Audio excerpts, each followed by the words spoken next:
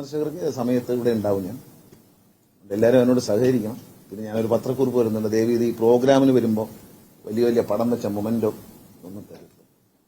എനിക്കത് താല്പര്യമില്ല. കാരണം അത് എന്റെ പടം വെച്ച് മൊമെന്റോ ഉണ്ടാക്കിയിട്ട് കാര്യമില്ല. ഞാനൊരു പത്രക്കുറിപ്പ് ഇന്ന് തന്നെ നിങ്ങൾക്ക് എല്ലാവർക്കും തരാം. ഉണ്ട്. ഞാൻ ഇത് കഴിഞ്ഞിട്ട് ക്യാബിനറ്റ് ഞാൻ തിരിച്ചു വന്നിട്ട് എല്ലാ ഓഫീസേഴ്സിനെയും കാണുന്നുണ്ട്. ഇപ്പൊ ട്രാൻസ്പോർട്ട് കമ്മീഷണർ വന്നിട്ടുണ്ട്. അദ്ദേഹം സംസാരിക്കും. പക്ഷെ അതിന് ഉച്ചയോട് ഞാൻ ഇന്ന് മുഴുവൻ സമയത്ത് തന്നെ കാണും. SRT MD വരും. എല്ലാവരോടും സംസാരിക്കും. നമ്മൾ തുടക്കത്തിൽ എന്താണ് ചെയ്യേണ്ടതെന്നുള്ള കാര്യം അവരുമായിട്ട് ആലോചിച്ചിട്ട്. അല്ല, ഞാൻ ബേസിക്കായിട്ട് എന്റെ ഉള്ളിലുള്ള തീരുമാനങ്ങൾ എന്ന് പറഞ്ഞത് KSRTCയുടെ ചെലവ് കുറയ്ക്കുകയും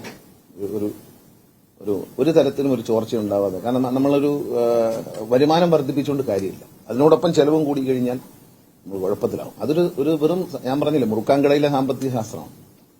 അത്രേ ഉള്ളൂ. അതാണ് ബേസിക് ആയിട്ടുള്ള കാര്യം. അത് ചെയ്ത് കഴിയും. പിന്നെ എല്ലാ ബസ് സ്റ്റേഷനും വൃത്തിയാക്കുന്നതിന് വേണ്ടിയുള്ള ശ്രമം നടക്കുന്നുണ്ട്.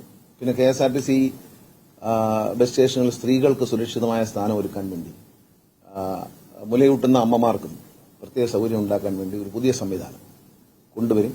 അപ്പോൾ അതിനുവേണ്ടി KSRTC MDയോട് വലിയ വലിയ കമ്പനികളുടെ CSR ഫണ്ട് സ്വീകരിക്കാൻ KSRTC ഇൻകം ടാക്സ് ഡിപ്പാർട്ട്മെന്റിന്റെ അനുവാദം വാങ്ങുന്നുണ്ട്.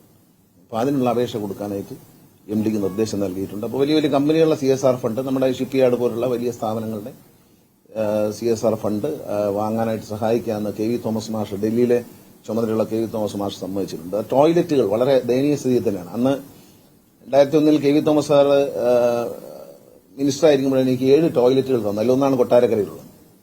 പക്ഷെ പുതിയൊരു ഞാൻ തിരുപ്പതിയിൽ കണ്ട മോഡലിൽ വലിയ ചെലവ് വരാത്ത വിധത്തിലുള്ള നല്ല ടോയ്ലറ്റ്, ബാഡ് സ്മെല്ലൊന്നും നിൽക്കാത്തൊരു ടോയ്ലറ്റ് സമുച്ചയം ഞാൻ തന്നെ പത്തനാപുരത്തിന് വേണ്ടി ഡിസൈൻ ചെയ്തിട്ടുണ്ട്. അപ്പൊ അതാകുമ്പോൾ ചെലവ് കുറഞ്ഞിരിക്കും, നമ്പർ കൂടിയിരിക്കും. അപ്പൊ അത്തരം ടോയ്ലറ്റുകളെല്ലാം ഒന്ന് നവീകരിക്കുകയും അത് മെയിൻറ്റെയിൻ ചെയ്യാനുള്ള ഒരു സംവിധാനം കൂടി ഉണ്ടാക്കും. യാത്രക്കാർക്ക് അതുപോലെ ഈ ബസ് പോകുന്ന സ്ഥലങ്ങളിൽ ഭക്ഷണം കഴിക്കാൻ വേണ്ടി നിർത്തി കൊടുക്കാറുണ്ട് ഡ്രൈവേഴ്സും കണ്ടക്ടേഴ്സും. ആ സ്ഥലങ്ങൾ ഹൈജീനിക് അല്ല. അവിടെ ടോയ്ലറ്റുകളില്ല. സ്ത്രീകളൊക്കെ വളരെ ബുദ്ധിമുട്ടാണ്. അപ്പൊ അതിനൊരു ക്ലാസിഫിക്കേഷൻ ഏർപ്പെടുന്നുണ്ട്. പണ്ട് തിയേറ്റർ ക്ലാസിഫൈ ചെയ്തതുപോലെ ഈ പോകുന്ന വഴിക്കുള്ള റെസ്റ്റോറന്റുകൾ നമ്മുടെ ഉദ്യോഗസ്ഥന്മാർ പരിശോധിച്ച ശേഷം അത് ടോയ്ലറ്റും സൗകര്യമൊക്കെ അവർ നിർമ്മിക്കണം. നിർമ്മിച്ചാൽ മാത്രമേ അവിടെ വണ്ടി നിർത്തിക്കൂ. ഈ വന്നു കഴിഞ്ഞാൽ നല്ല ഫുഡായിരിക്കണം, പിന്നെ നല്ല ഫെസിലിറ്റി ഉണ്ടാവണം യാത്രക്കാർക്ക്. അങ്ങനെയുള്ള സ്ഥലങ്ങളിൽ ആ നോട്ടിഫൈ ചെയ്യുന്ന സ്ഥലങ്ങളിൽ മാത്രമേ KSRTC ബസ്സുകൾ ദീർഘയാത്രയിൽ നിർത്തി കൊടുത്തേക്കൂ. അതെ, ജനങ്ങൾക്ക് പ്രാധാന്യം. ഞാൻ മുമ്പ് പറഞ്ഞല്ലോ, രാജാവ് ആരാണ്? ബസ്സിൽ കയറുന്ന യാത്രക്കാരൻ. പിന്നെ അനാവശ്യമായി നഷ്ടത്തിലോടുന്ന ഒരു ട്രിപ്പും എല്ലാ ട്രിപ്പും നിർത്തും. അതിലൊരാൾക്കും ജനപ്രതിനിധികൾക്കോ ഒന്നും ഒരു വിഷമം വേണ്ട, അത് പരിഹരിക്കും. ഒരു ബസ് നഷ്ടത്തിലോടുന്നത് അതിന്റെ സമയക്രമത്തിന്റെ കുഴപ്പമാണെങ്കിൽ ആ സമയക്രമം പരിഹരിക്കും.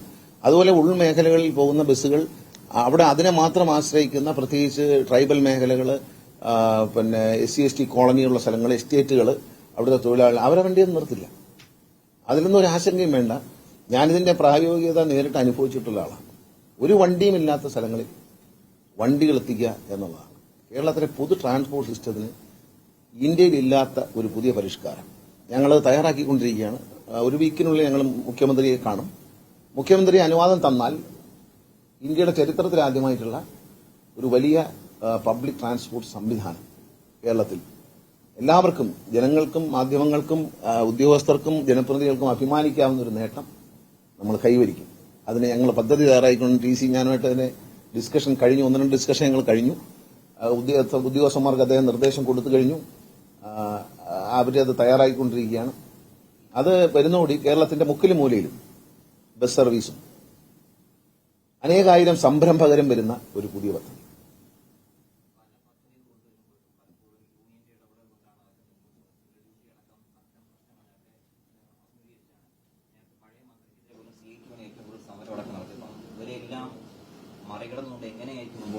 അവരുമായി സൗഹൃദത്തിൽ തന്നെ പോകും. ഞാൻ 2001 എല്ലാവരുമായിട്ട് സൗഹൃദത്തിൽ പോയ ആളാണ്.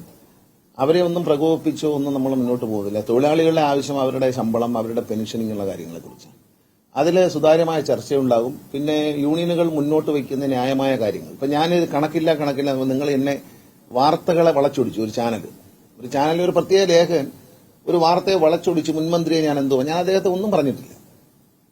അത് വെറുതെ തെറ്റായി ആ വ്യക്തിക്ക് എന്നോടുള്ള ഒരു വിരോധം കൊണ്ട് പറയാം. നിങ്ങൾ ആരും കാണാത്ത ഒരു വേർഷൻ അതിൽ അയാൾ മാത്രം കണ്ടു. അയാൾക്ക് എന്നോട് പണ്ട് 2013 എന്നെ രാജിവെപ്പിക്കാൻ നടന്ന ആളാണ്. അപ്പൊ അയാൾക്ക് ആ ഒരു വിരോധമുള്ളത് കൊണ്ട് അയാൾ ആ വാർത്തയെ മറ്റാരും കാണാത്തൊരു മുഖത്തിൽ കണ്ടു. മറ്റേ നിങ്ങൾ ആരും കണ്ടില്ല. കേരളത്തിലെ ഒരു മീഡിയയും കാണാത്ത ഒരു വേർഷൻ അദ്ദേഹം കണ്ടെത്തുകയും മഹത്തായ ചില സംഭാവനകൾ നൽകുകയും ചെയ്തു. അതിൽ കാര്യമില്ല. ഞാൻ ആരുടെയും കുറ്റം പറഞ്ഞല്ല. എന്നോട് കണക്കില്ല എന്ന് പറഞ്ഞത്, ചോർച്ചയുണ്ടെന്ന് പറഞ്ഞതും നിങ്ങൾ മനസ്സിലായിക്കോളൂ. പ്രധാനപ്പെട്ട SRTCയിലെ മുറുക്കാങ്കടയിലെ സാമ്പത്തിക ശാസ്ത്രം മാറ്റും, SRTCയിൽ അടിമുടി മാറ്റങ്ങൾ കൊണ്ടുവരുമെന്നാണ് ഗതാഗത മന്ത്രിയായി ചുമതലയേറ്റതിനു ശേഷം മന്ത്രി KB ഗണേഷ് കുമാർ മാധ്യമങ്ങളോട് പറഞ്ഞത്. മറ്റു വാർത്ത